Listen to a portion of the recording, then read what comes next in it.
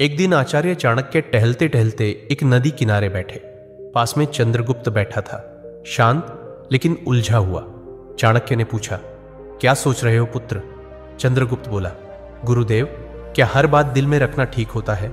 कभी कभी लगता है अगर सब कुछ कह दूं तो हल्का हो जाऊंगा। आचार्य मुस्कुराए और बोले, पुत्र, यही सोच सबसे बड़ा धोखा है। यह संसार उन लोगों को सबसे ज्यादा तोड़ता है जो दिल साफ रखते हैं पर जुबान ढीली, जो हर बात, हर भावना, हर योजना, हर दुख बिना सोचे सामने वाले को बता देते हैं। याद रखो, जैसे तिजोरी में धन बंद रहता है, वैसे ही कुछ बातें दिल में रखना ही समझदारी होती है, तो जीवन धन्य हो जाता है। बोलना हर किसी के बस की बात होती है, लेकिन चुप रहना एक कला है, और जो इस कला में माहिर हो जाए, दुनिया उसका कुछ नहीं बिगाड़ सकती।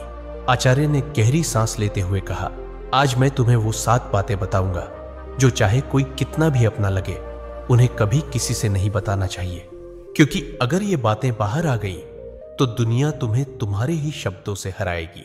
तो चलो, मैं तुम्हें बताता हूं वो 7 गुप्त बातें, जिन्हें अगर तुमने छुपा लिया तो जिंदगी में परेशानी दूर दूर तक भटकती भी नजर नहीं आएगी। पहली बात, घर परिवार की समस्याएं किसी को मत बताओ।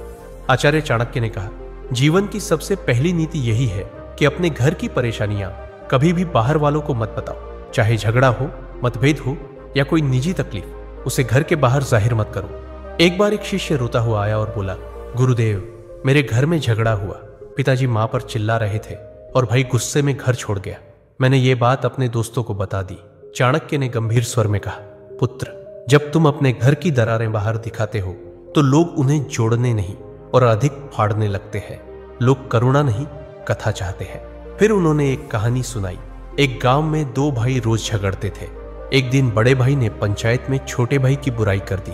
नतीजा, पूरे परिवार की इज्जत गिर गई। लोग बच्चों से दूरी बनाने लगे।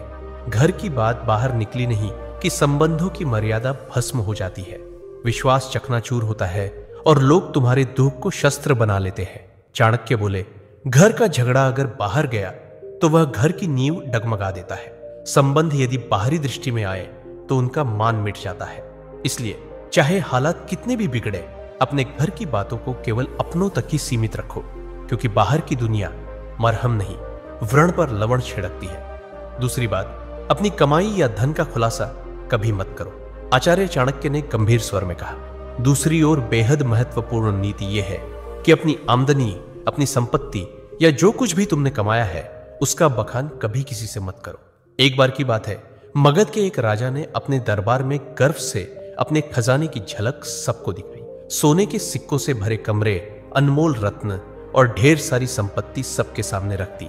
कुछ ही दिनों में क्या हुआ, पड़ोसी राज्य ने हमला कर दिया और वही खजाना लूट कर ले गए। चाणक्य बोले, धन जितना गुप्त हो उतना ही सुरक्षित होता है। उसकी दिखावट करना, अपने आप को चोरों और जलने वालों के सामने खड़ा करना है। फिर उन्होंने शिष्यों से पूछा, पुत्रों, क्या तुमने कभी देखा है कि अमीर लोग अपनी सच्ची कमाई सबको बताते हैं? नहीं, क्योंकि वे जानते हैं जहां अधिक लोग जान गए वहां जरूरतें, लोभ और संकट भी बढ़ते हैं। अगर किसी को लग जाए कि तुम अच्छी आमदनी करते हो तो कुछ लोग मदद के बहाने पास आएंगे, कुछ तुम्हें नीचे दिखाने के अवसर खोजेंगे और कुछ तो सिर्फ इसलिए द्वेष करने लगेंगे क्योंकि तुम्हारे पास वह है जो उनके पास नहीं। चाणक्य ने स्पष्ट शब्दों में कहा, धन का सबसे बड़ा रक्षक उसका छिपा होना है। अगर सबको तुम्हारे धन की जानकारी हो जाए तो लोग तुम्हारे मन की शांति भी छीन लेंगे। इसलिए याद रखो, अपनी कमाई को ढंका रखो जिससे मन स्थिर और निश्चिंत रहे, क्योंकि जो धन दिखाया गया वही या तो लूट का कारण बनता है या जलन का। तीसरी बात, अपनी भविष्य की योजनाएं गुप्त रखो।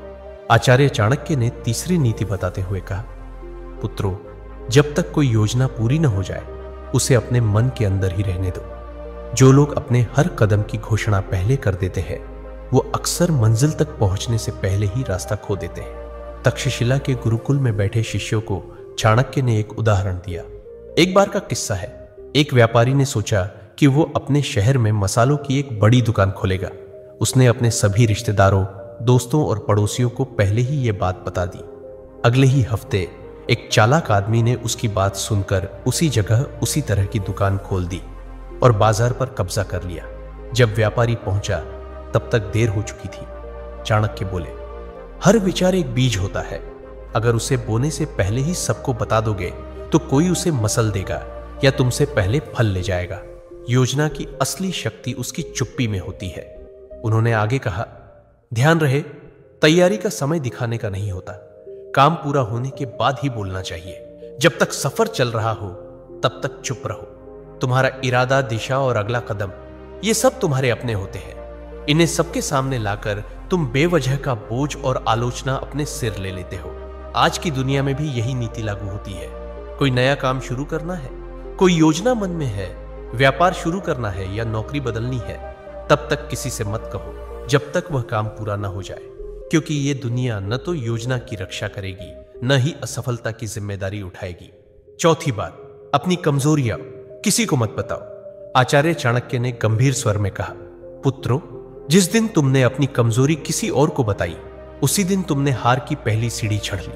तक्षशिला के गुरुकुल में एक दिन एक शिष्य ने पूछा, गुरुदेव, अगर हम किसी अपने को अपनी पीड़ा, डर या कमजोरी बता दें तो क्या वो हमें समझेगा नहीं?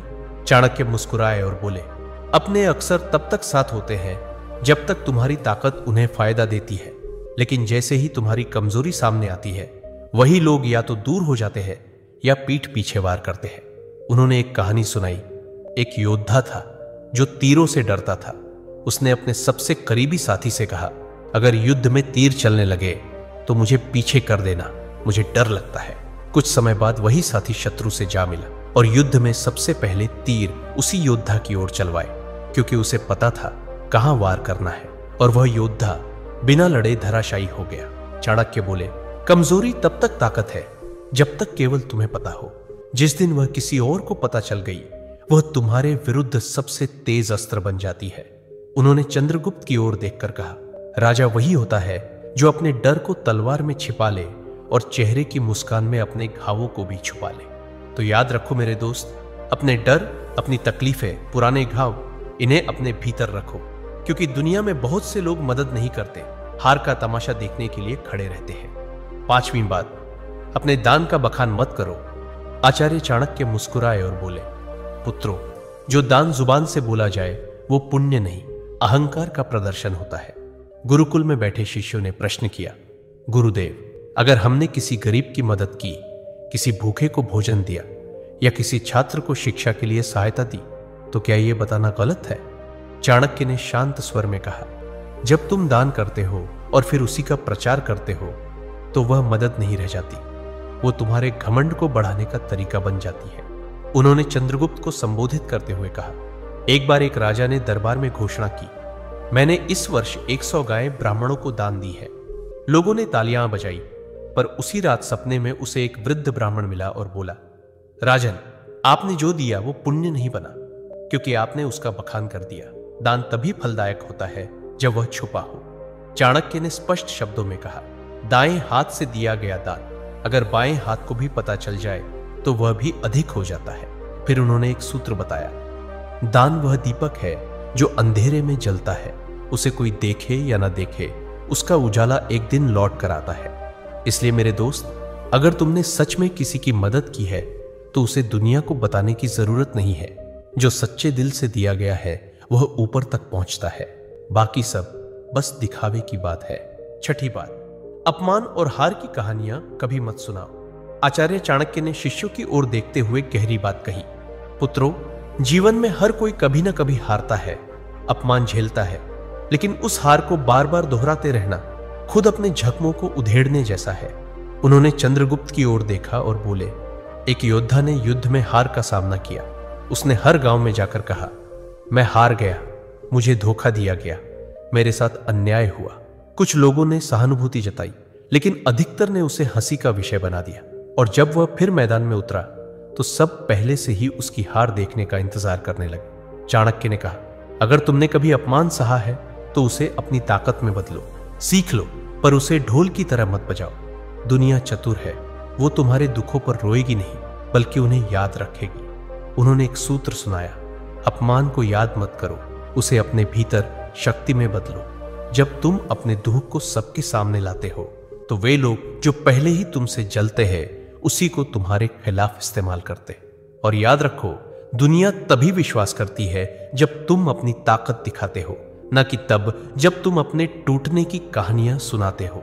तो मेरे भाई, अगर कभी हारो तो दुनिया से मत कहो मैं हार गया, खुद से कहो अब और मजबूती से खड़ा होना है। सच्चा विजेता वही होता है जो गिरकर भी बिना कुछ कहे फिर से खड़ा हो जाता है और अपनी चुप्पी से सबको चौंका देता है। 7वीं बात, अपनी भावनाएं जैसे क्रोध, मोह या पीड़ा कभी किसी के सामने मत खोलो।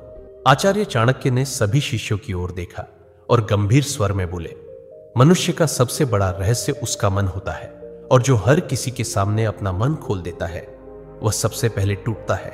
उन्होंने कहा, जब तुम रोते हो, क्रोधित होते हो या मोह में फंसते हो और इन्हें दूसरों से साझा करते हो तो लोग सहानुभूति नहीं, गणना करते हैं। वे सोचते हैं कि तुम्हारी कमजोरी कहां है और कैसे तुम्हें वहीं से तोड़ा जा सकता है।